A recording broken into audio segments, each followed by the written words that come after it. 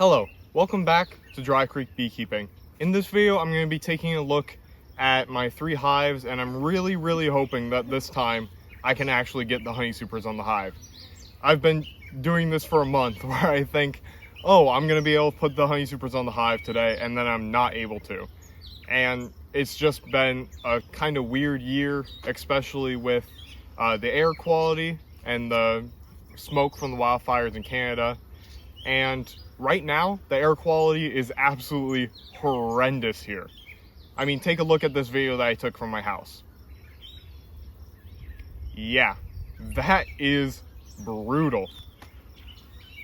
I'm actually really curious to see how that is going to affect the hives today, if they're going to act any differently. So, without any further ado, let's get right into the video. Taking a look at the entrances to the hives, I mean, look at that. That's a lot of bearding. And it is a hot and muggy day, so I can understand that. But especially on this hive over here, that's a lot of bees.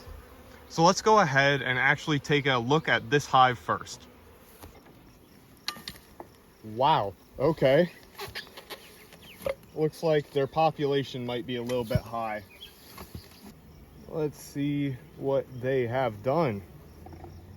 Holy cow, the population in this hive is absolutely massive.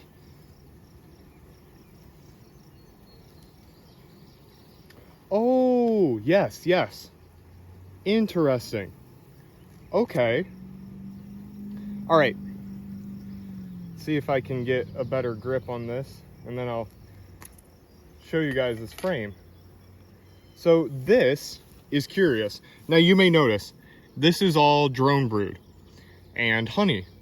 This frame here is a foundationless frame, and I just put it in last week as kind of a test, and it was completely empty. And look at that, it is already completely full. That is incredible how fast they filled that out. And this was all the way on the very outside. So already it is obvious they are looking for more space. Every single one of these frames is filled out to the top, to the just absolute brim, with honey and brood and eggs and just so many bees. Incredible. The amount of progress that they've made in this short of time. Oh my gosh. Yes, absolutely they need a honey super right now.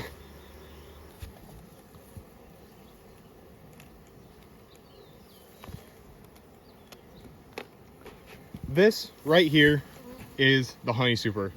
Let me get the camera up a little bit closer. All right, so take a look at this.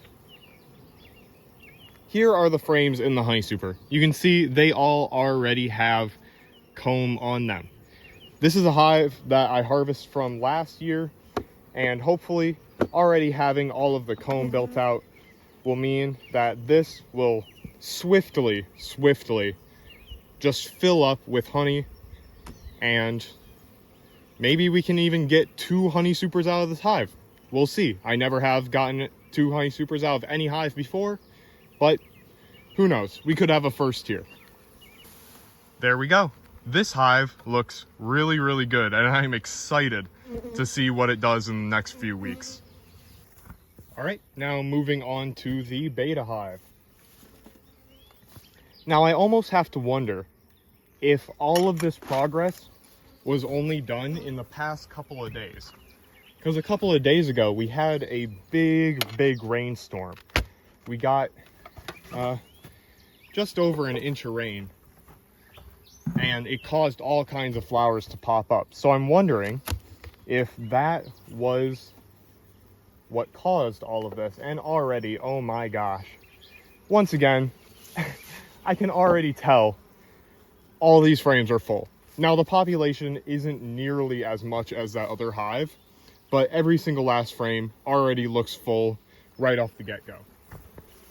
Wow, look at that. That is all nectar. Every single cell is filled with nectar, and this side has capped honey on it. Look at that. All kinds of stores and brood on a frame that didn't have a single thing on it last week. Seeing quite a few super seeger cells on this frame, which isn't amazing to see, but they're all empty. Yep, all empty, so not gonna think too much of that. I'm gonna go ahead and close up this hive and put a honey super on. And this is the honey super that I'm throwing on. A good friend of mine painted this honey super, and it is just absolutely beautiful. And once again, this hive, all of the frames are already decked out with comb. This is so exciting. This is probably my favorite part of the year. I love seeing these hives do well, and I love putting honey supers on them, because that means that we are going to get a good honey harvest this year, and holy cow, is that exciting. All right, and moving on to the very final hive, the trusty hive. Let's see if it's staying trusty, as its name suggests. Looks like a good population right off the bat. Yeah, not bad. Now, if you remember, 2 weeks ago, this hive overthrew their queen and got a new queen. So, I'm kind of interested to see how they're doing this week. I'm not going to, make any bets, but already I can see that every single one of these frames is full. So, I'm pretty confident. All right, we got an interesting start here. You can see some good honey and then some drone brood scattered throughout. That could just be leftovers from, when there was a laying worker when the queen was getting replaced. All right, well, here's some worker brood scattered throughout. I'm getting worried because I haven't seen any eggs yet. Or larvae. Just a lot of drone brood. Like a lot of drone brood.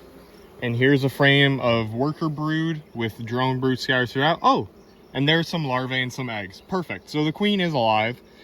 However, there's a chance that there is a laying worker in this hive laying all kinds of drone brood, which is a scary thought. I'm gonna go ahead and close up this hive. I'm gonna throw a honey super on, because while they kind of look a little bit behind the other hives, I think they are ready for that.